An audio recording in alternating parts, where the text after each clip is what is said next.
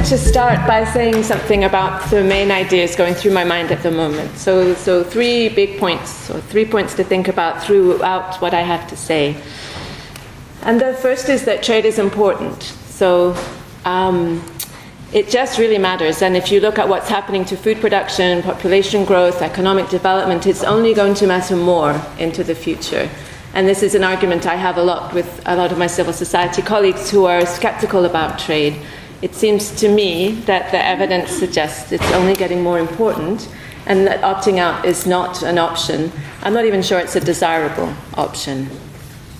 And that means that we need a predictable and rules-based system, I think, because in order to manage this trade that we depend on, for some, not even for the most of our food security, but for an important part of human food security. But then the rules require legitimacy. If we are going to have rules that govern trade, they have to be rules that everyone accepts as fair, and rules where they see their interests reflected. And I think that a lot of the anger, the disputed narratives and polarized debate, as FAO put it in the recent report, comes from the fact that the legitimacy is contested. And so it's important to remember that just because trade is both necessary and useful, there's no particular formula for the governance of trade that is an inevitable consequence of that necessity. These are institutions and rules that we choose. They're political choices, legal choices, and they have economic, social, and ecological consequences. And those consequences don't fall evenly on people, and not evenly on countries either. And so one of the things I would say is that we need a more precautionary approach. The whole ambition of our trade ruling system should have some element of precaution in mind, that it's going to be hard to predict all the outcomes, and it's not likely to fall equally on all people.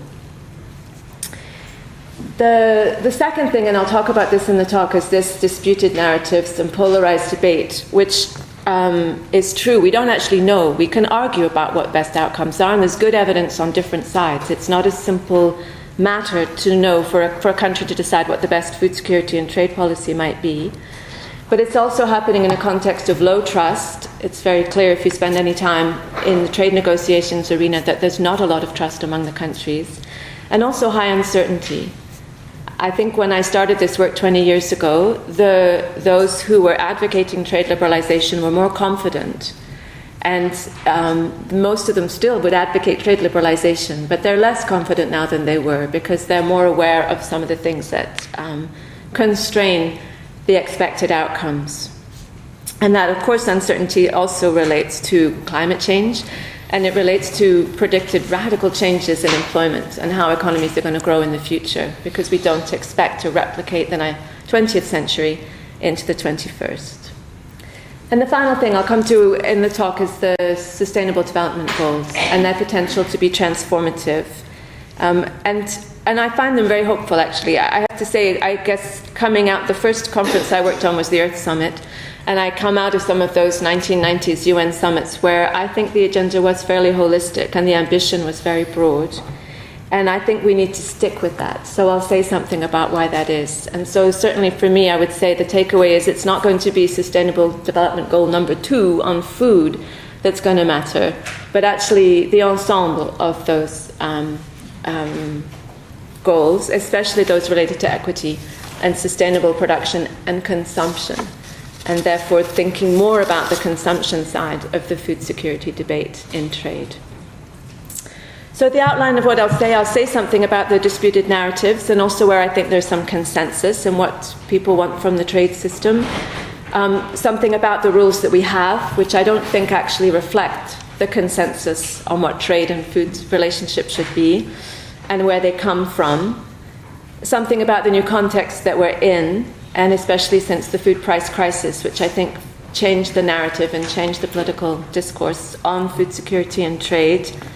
Coming then to the stalemate we have now in the trade negotiations at the WTO, and the potential of the SDGs as I see it. So I think it's fair to say that broadly, almost all economists will agree that open markets are a better idea than closed markets. The only thing to take away is that there's lots of subtext afterwards about context in which this works better than others. It doesn't work on its own. It doesn't work without political institutions and legal institutions and so on. But open markets are a good idea, and most people who know about it agree. But it's also true that many civil society organizations distrust trade. And there's not one of the 4 contenders for the US presidency that is advocating more open trade right now in their platform, for example. So that politically, we have a mismatch between what the economics and the politics are. Some of that distrust has been articulated by the trade union movement, and it relates to employment conditions, and some of it's been articulated by the environmental movement. In relation to food, I would say it's the food sovereignty movement that has most clearly articulated or assembled the different critiques there are of trade liberalization and food security. And for me, one of the really important things that food sovereignty movement has done, starting with peasant associations and La Via Campesina, who kind of got the term going, but broadened out since then to other constituencies, is the question of the politics and the power on who's at the table, who's deciding what the rules should be, who's going to win and lose, what the compensation would be. And it partly has its origins even in Europe, with the fight between farmers and their national governments and the European Commission on the best way to manage agriculture in Europe. And I think part of the breakdown in the discussion between those groups was the fact that there was a perceived political gap. The farmers didn't feel represented. I'm actually going to almost skip through this slide. The other reason it's contested is because trade can do lots of things for all the aspects of food security. So you have supply, access, use, stability. And trade can do market opening, more trade, can do lots of positive things, and it can also do lots of less positive things. And so there's lots to talk about and lots to argue about, and lots of experiences that countries have. And others have done much better slides. I saw one this morning from the Commonwealth Institute at an UNTAD panel, and FAO has some nice ones out of their State of Commodity Markets report. But I just wanted to convey the idea that you can make arguments for and against trade as a way to increase supply, but also to increase your volatility, make the diet more varied, but also increase competition for local resources. We have lots of health issues emerging as a result of changing patterns of food consumption, partly linked to trade liberalization. So in all that contestation, there are also some areas of agreement. So as I said, I think broadly there's agreement that open markets generate growth in general, but the context really matters, and there are empirical cases where it does not happen. Also, broad agreement that agricultural development in particular is one of the most inclusive, poverty-reducing ways to grow an economy. It depends on equal land distribution, which is one of the big areas of contention in food politics now. And it's also awkward for the open market thesis that most countries that used agriculture as a way to develop their economy didn't do that with open borders. They did it by managing their border, often making other things, industrial things, to sell and maintaining food production at home. But whatever the case, they didn't do it in the current system of rules that we have now. There is agreement, and it's not something the rules deal with, that commodity markets have this so-called hourglass shape, where you go from very many producers at the bottom through a very narrow funnel of 3, 4, 6 companies sometimes that handle the cocoa, the tea, the coffee, the wheat, the corn, the soybeans, and then back out to a very broad top of different consumers. And that shape is a problem for the functioning of the market, because the concentration of wealth at the center means that you don't have a good distribution of benefits from the trade. So when you look at benefits of trade, you're looking at a global number, but it's not equally or in any way fairly redistributed through the hourglass of the commodity chain. I think there's also consensus that for most countries, food security, emphasizing security, depends on some measure of self-sufficiency. Not entire, nobody produces all their own food, and some countries produce quite little, but every country has a sense that it needs, as part of the mix, some measure of self-sufficiency, and that overrides usually what they're willing to do in terms of their trade policy. So the rules we have, and I don't want to spend much time on them. I think what's especially they don't especially well capture that consensus that yes, countries want to trade, but not necessarily all of their food. They're worried about imports in particular. It doesn't capture concern with food security. The reference in the rules is to trade. Food security is a non-trade concern, which is not actually especially helpful because it is also a trade concern. There's a lot of pressure to open markets, and there's not much pressure on exporters to guarantee that they will supply even if the going gets tough. And so that's one of the things that happened with the food crisis, that there's quite an imbalance in the rules between disciplines on importers who must open markets, but not disciplines on exporters to say they will continue to provide those exports without taxing or limiting the supply of exports to the international markets. And you also exclude a certain number of things that have become quite important in the last 10 to 15 years. One of them is private standards, which is much more important, it turns out, than tariffs, or perhaps you can say having reduced tariffs, it now becomes more important. Effective remedies for dumping. We still have goods in the international market that are less than cost of production price, and we haven't worked out all the ways in which that happens and how to discipline it. There's not space for equity in the rules as they are. The efficiency argument trumps all the others, and yet countries dealing with the politics of food security are worried about equity as well.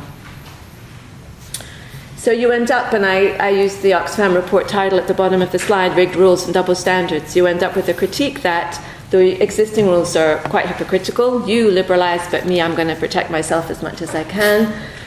You're relatively free to spend money under the rules that are there, but not to regulate or to use other means if you don't have money to spend on your agriculture. You've left untouched the private oligopolies, the private companies that control most international commodity trade, and you don't have protection from import surges, something that the FAO and others spent a long time documenting. So you're arguing now about safeguards and mechanisms that could do that, but they aren't available to most developing countries yet. And you're not protected from the potential for export bans or export taxes. So those rules, and this is the critique, you can say good things about them. They did create some rules. They did create a conversation about what EU and US policy was doing to other countries.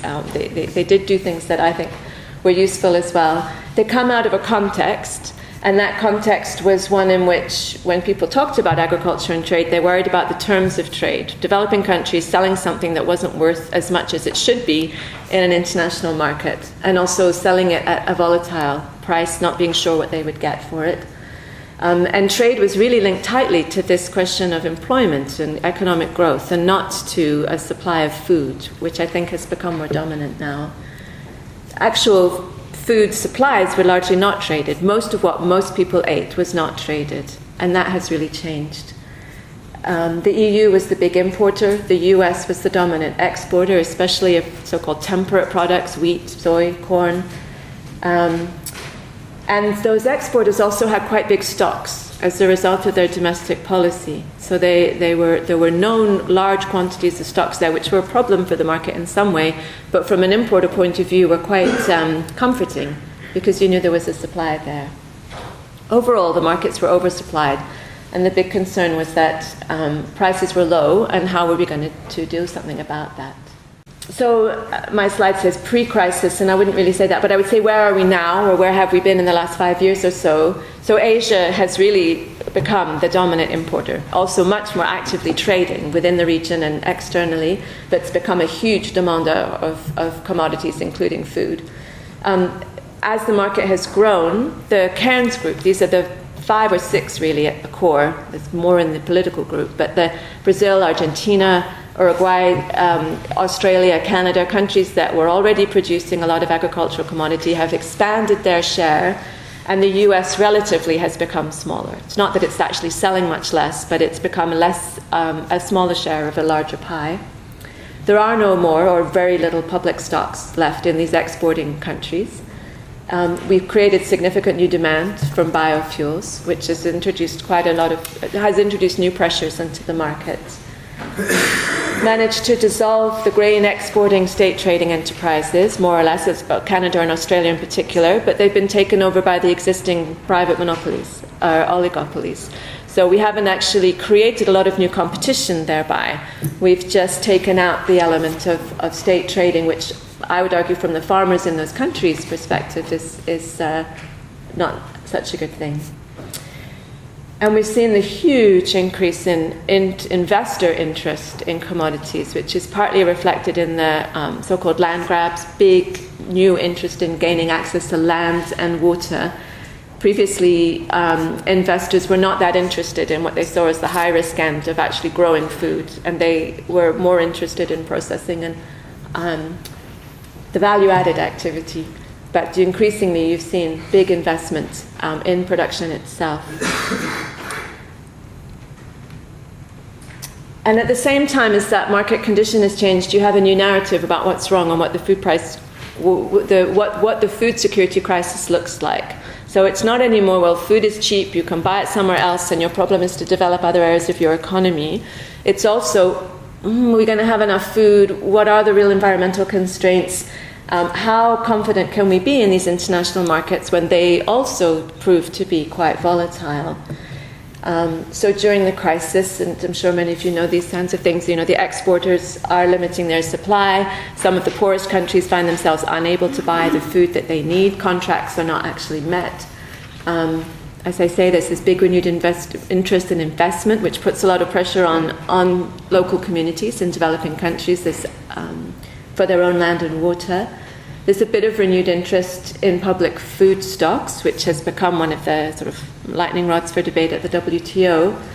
And I would say overall, and partly definitely linked to the climate change discussion, there's an awareness and a new consciousness about the fact that there's limits to growth and planetary boundaries to be respected, and that puts a new pressure again on equity, because we can't suddenly all just say, well, everyone else eventually is going to be just like us, because we can't, as a planet, support life just like us if us looks like Europe or Canada or the United States. So I would say lots of things that we need to deal with, quite a lot of issues around trade that are important, and a stalemate at the WTO where we have chosen to make rules about food on agriculture, among other things, that's quite profound. So the stalemate is not just arguing over, tariffs at 20 or 30%, or how much the US should be allowed to spend on domestic support, but I think real confusion and a lot of anger about the agenda itself. What is the agenda? Is it a big agenda? Is it a small agenda? Is it an agenda with everybody involved, or is it an agenda that just interested countries should get engaged in? And under that, I think, an unresolved idea of what's meant by development, the Doha development agenda, and the idea that this time after Uruguay was suddenly going to do more for developing countries, but what more? And I think actually even a kind of category confusion, development in the UN context often means more money for something, a special program, a chance to do things a bit differently than the others. And that's not in the culture of the GATT before, or the WTO really, and it's not how I think the developed country trade officials see what's needed. They would even argue perhaps it's not needed. There's a debate to be had, but it makes for a lot of confusion, I think, about what's meant to be going on. So Philippines says, I have an issue with my rice imports. I need to renew my quota limits on how much comes in. Canada says, okay, but I need more beef. I need more beef access to your market. That's not a response you'd have at the UN, I think, if the Philippines said that it had an issue with rice growing and it wanted to do something with its imports. So it's I think, not clear what's meant by development in that trade negotiating context. There are also obviously and painfully unresolved issues with special and differential treatment. What's a developing country? What responsibility do larger developing countries have to less large and small, I'm saying richer, poorer. Eventually, what's responsibility still with the developed countries to do more than they have done, to show good faith, if you like, or to act on some of these really irritating problems like cotton, where the US continues to pay lots of fines rather than actually restructure its cotton to be less damaging on world markets. And then the pressure from these so-called mega-regionals, the Trans-Pacific Partnership, also the negotiations between Canada and Europe, the US and Europe, where I would say, especially the Trans-Pacific Partnership, you're really undermining the whole idea of multilateralism by saying, well, we'll just talk to the people we want to talk to, we'll only talk to the countries that have a big market, and we'll only talk about the things we all want to agree on. and all the other issues will be left out. So, for example, domestic support in the US, and also all the other countries that depend on us members of the TPP, for their trade and their access and their economic development. They're not going to be at the table either. So we come to the Sustainable Development Goals, and I'll just say a few things about why I think that they can be transformative. That's partly because we have number 2, 0, end hunger, a firm commitment to actually abolish hunger, end it. But also because if we think about those pillars of food security, so this is looking about supply. So who's growing the food? We need to think about gender equity. We need to be sure about access to water, fresh water to grow the crops. We need affordable energy. It's a key component of agricultural production. We need decent work. Some of the worst working conditions in the world are in agriculture, in the rich countries or poor alike. We need to reduce inequalities in terms of access to productive resources. We need more sustainable consumption patterns. What are farmers growing? Are they growing food, or are they growing other crops to meet other kinds of demand? Climate, clearly making a mess of lots of predictions of what we could grow and where we'll grow it. On and on. The oceans, huge part of our food security comes from the water, from the land. Most food insecure countries in the world are war-torn states, and these partnerships, I'll emphasize in all of them. So, and again, for access to food, clearly it's about poverty, clearly it's about education, again, always about gender equity. And so you can go through these goals, you go through them here for use. What does it mean to have a nutritious diet? And what does it mean to have a stable food supply? All of these goals matter, and they're all going to have to be thought about together if we're going to get the trade rules we want. And I think it's the big kind of vision that you have in the human rights framework as well. And I would even argue that, not to focus. Those of us who work on food should not focus on goal number 2. Let's work out what we're going to do about equity. Let's work out what we're going to do about decent work. And we might make quite big inroads then on people's actual food security. It's a bit presumptuous. I don't know if I like the title, but I come back to the notion then of self-reliance. I think countries, the government, certainly in my experience, countries want some capacity for self-production. Agriculture plays an important role in countries' culture, in countries' economies, and they want rural employment, huge unanswered problem. And honestly, with state intervention or markets, we haven't done a very good job in terms of rural employment, but it remains a big issue to work out. Countries need a capacity to store, distribute, and process commodities, and that's still lacking in a lot of the poorest and least food-secure countries. And that, it's a challenge that's come up forever. And to do that, trade isn't necessarily going to help you. The existing pattern of trade will show you lots of highly developed ports and cheap trade routes between, say, Maputo and Brussels or Amsterdam, but 2 or 3 times as much expense to get your stuff from Maputo into the hinterland of Mozambique. So the trade, and you can watch Mexico too as a result of both NAFTA and then subsequent globalization. Mexico has developed wonderful port facilities on both coasts, but it doesn't have an internal structure that's allowing food to move within Mexico. And so this capacity to store, distribute, and process commodities links to rural employment, and it could link to trade, but it has not necessarily linked to trade in countries in practice. I think most countries want to be able to sell into markets, including to export, and that's what brings people to the table, and that's why countries invest a lot of money in Geneva and in their trade missions. And they'd like to be able to afford imports. Most countries would like to import food, like some of the choice that's out there, and they want to be able to do that confidently, which means they need money from their own domestic economy in order to afford imports, and an inclusive rules-based system as well, a voice at the table. I think I'll leave it there, Ilja. Thank you. Thank you very much.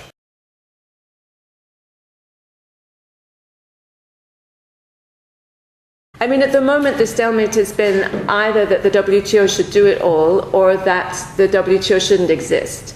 And that's not to me a helpful polarization. And I suppose one of the things I would say is engagement. It was on this last slide that I jumped that I don't think the WTO has yet quite worked out how to engage. It was set up somewhat in isolation from the rest of the UN system on purpose. And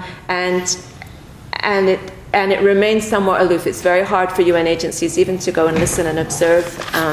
And the interaction that happens tends to happen around specific problems, like there's access to medicine, so they have to negotiate something with the World Health Organization.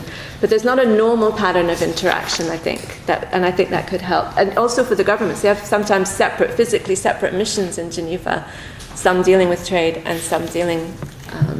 and I think the other institutions, and this is for governments really, where do you want to deal with this, and where is the... most of the agenda is not about rules. And so don't allow the rules and that need to negotiate, which is real, to overshadow all the rest of the conversation that should happen about what experiments work and what don't, and what exceptions might be suitable to this context or that. And so I don't think the WTO necessarily chooses it, but it's given a certain kind of weight that I think is undermining the possibility for other ideas and other adaptation. Great, thank you.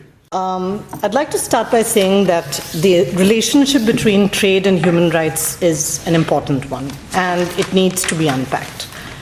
One of the reasons why this needs to be explored is that while trade is often perceived as a separate, isolated, self-contained regime, practically all aspects of trade touch on and implicate human rights, often negatively and adversely. This has been recorded, documented, protested, and rallied against in multiple places, spaces, and arenas. Now, some of the substantive rights implicated relate to health, food, water and sanitation, rights relating to participation, migration, and labor.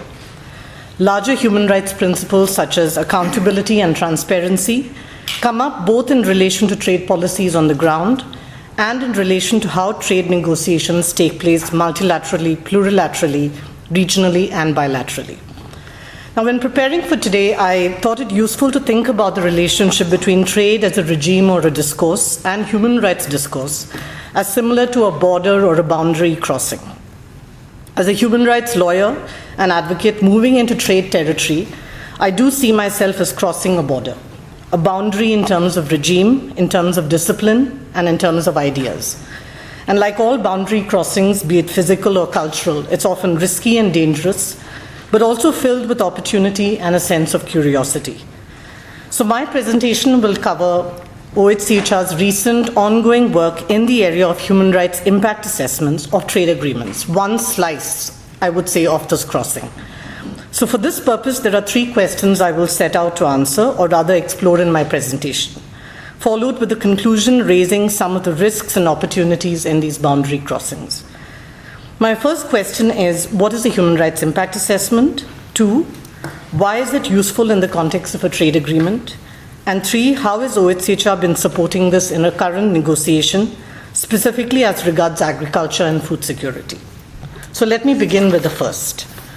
Human rights impact assessments are instruments for examining policies, legislation, programs, and projects to identify and measure their impact on human rights. So it looks at the cause and effect and joins the dots.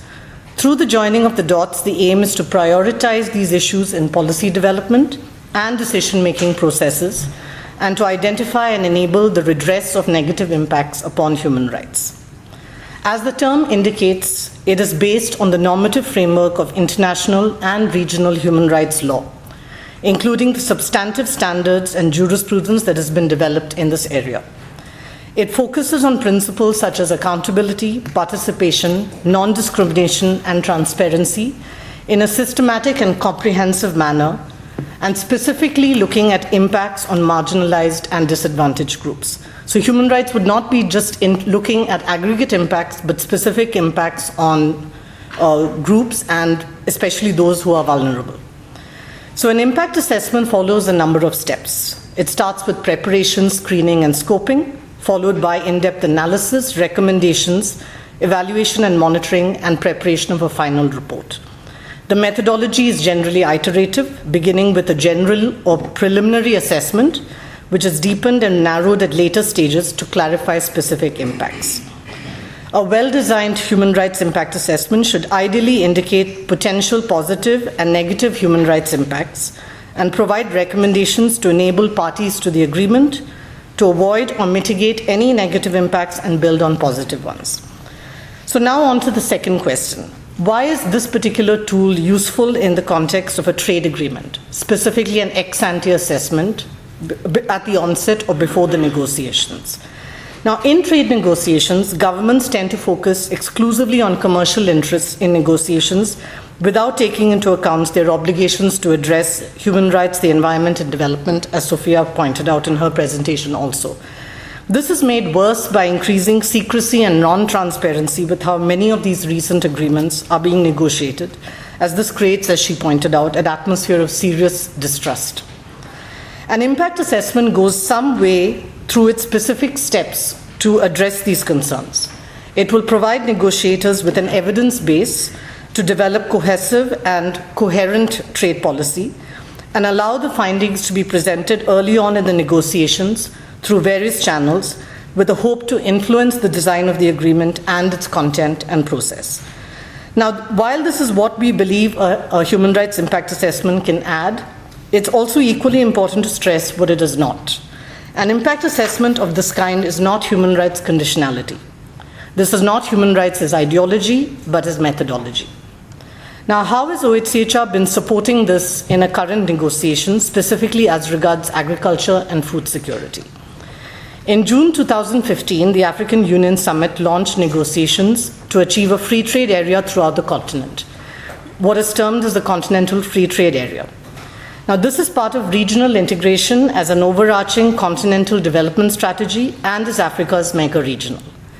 The aim of the CFTA agreement is to broaden Africa's economic and market space. Given these developments in the continent, we were approached by the United Nations Economic Commission for Africa to work with them on exploring the potential of an ex-ante human rights impact assessment of this agreement. Now, in the case of our present collaboration with the Economic Commission and with the Frederick Ebert Foundation, who have also supported this to a great extent, two areas were already pre-screened for study given its import in the region: agriculture and employment. I will focus on agriculture given the topic at hand today. Now, agriculture constitutes 37% of Africa's GDP, contributes 40% of its total export value, and over 65% of the African workforce is agriculture-based, with 70 to 80% of Africans living in rural Africa dependent on agriculture for nutrition and livelihoods. Smallholders, mainly family communities, account for 90% of Africa's agricultural production. In terms of human rights, the critical areas of concern in agriculture are food security, food sovereignty, and sustainable livelihoods.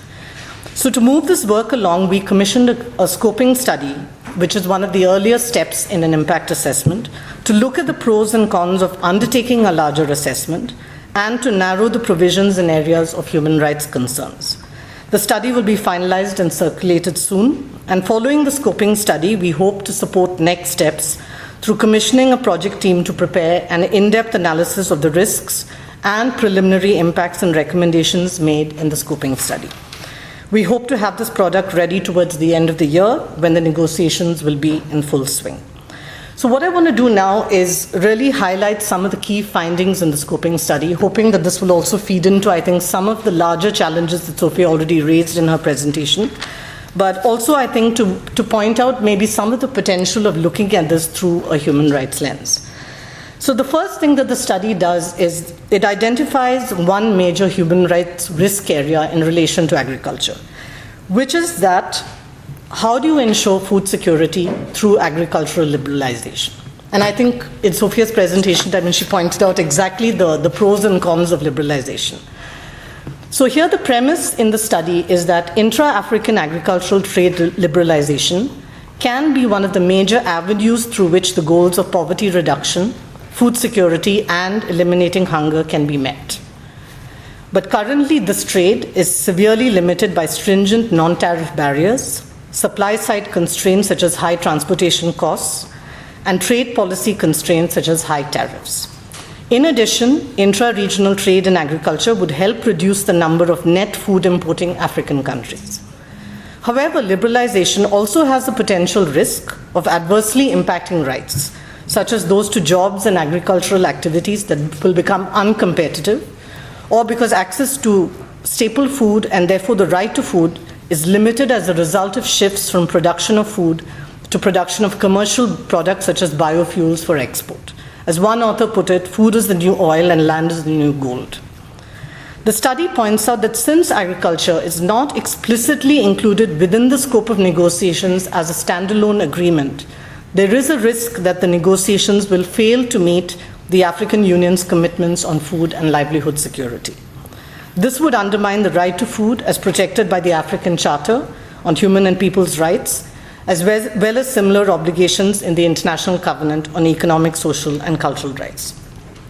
This would also be inconsistent with the goals the African Union has set for itself in poverty reduction targets, achieving food security and improving food security in Agenda 2063 and in the Comprehensive Africa Agricultural Development Program, a flagship project amongst others. Now, an African agreement on agriculture, as we argue in the scoping study, can also go a long way to address the high entry barriers that prevent small farmers from participating in regional food, fiber, and beverage trade, such as technology, logistics, capital, fertilizers, and seeds. Such measures are necessary to create vibrant agricultural markets as additional tools to liberalization to help achieve food security goals. This would serve to level the playing field between African producers and established transnational agribusiness firms who do not experience similar challenges getting market information, access to finance, standard weights and measures, and access to input and labor. So an agreement would also encourage the emergence of African-owned and branded food industries and products in an effort to create commodity-based industrialization that would benefit rural farmers and encourage farmer-owned industries. Further regional trade is likely to benefit smallholders because of the creation of markets where none previously existed. But this has to be done through more open national and regional markets with this additional support that I already highlighted. Now, the inclusion of agriculture in CFTA negotiations would also focus attention on a sector that absorbs almost half of the workforce in Africa. This will provide dividends not just for food security, but also employment and structural transformation of African economies. So the key preliminary recommendation in the scoping study is as follows. Ensure agriculture has a prominent place within the CFTA negotiations. If ambitious liberalization commitments in agriculture are negotiated, then flexibility and special and differential treatment would be necessary to ensure that these commitments in agriculture do not undermine food and livelihood security or rural development of low-income, resource-poor farmers. Thus, one of the suggestions is to create a special safeguard mechanism that could be used to support ambitious market opening. So in short, expand the scope of negotiations to include ambitious liberalization in agriculture, hedged with safeguards for vulnerabilities and sensitivities. Through this example, I wanted to provide a window into how a human rights tool can work in practice, and specifically in relation to the right to food and food security. Now, going back to what I said in my introduction, I consider this kind of work to be a border or a boundary crossing. For human rights lawyers and advocates, trade is a difficult, often inhospitable, and sometimes even hostile territory. I do not believe this should put us off from venturing into this. However, this does mean that the traveler may need to learn the language of the country, trade speak, or maybe the other way around, they need to understand human rights speak, or ensure that there are enough tools for translation available and handy. In fact, the compatibility of human rights with the trade regime could then be viewed of more as a problem of translation rather than one of incommensurability. As a problem of translation, we can explore the normative spaces in between trade law and human rights law, as we are attempting with this impact assessment project. In the context of an impact assessment, this would allow for us to build that evidence base, one, to uncover and unpack human rights impacts and implications, two, to influence trade negotiations in the case of an ex-ante assessment, and equally important, three, to add to a body of evidence that could be used by civil society, smallholder farmers, trade unions, small and medium-sized enterprises for advocacy, and to ensure accountability at a national or regional level. This is precisely the ambition behind supporting impact assessment practice. That being said, the work in this area is still nascent and evolving, and there are lessons to learn through these processes, and of course, serious constraints in terms of reach, resources, and political influence. But to conclude, it's definitely a trip worth taking. Thank you.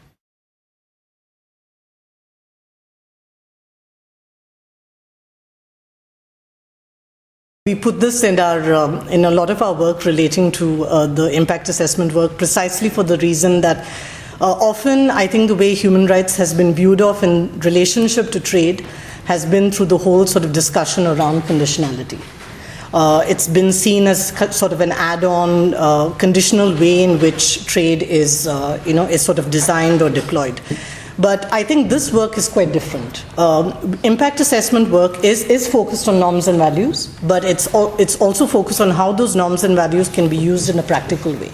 And I think that's where the methodological aspects are important. And also to point out that rather than human rights being used as an add-on, it is central in the sense that it is a way by which these issues can be unpacked and approached. So it's a little bit different, I would say, from the debates around conditionality that are normally associated with trade. Okay, thank you.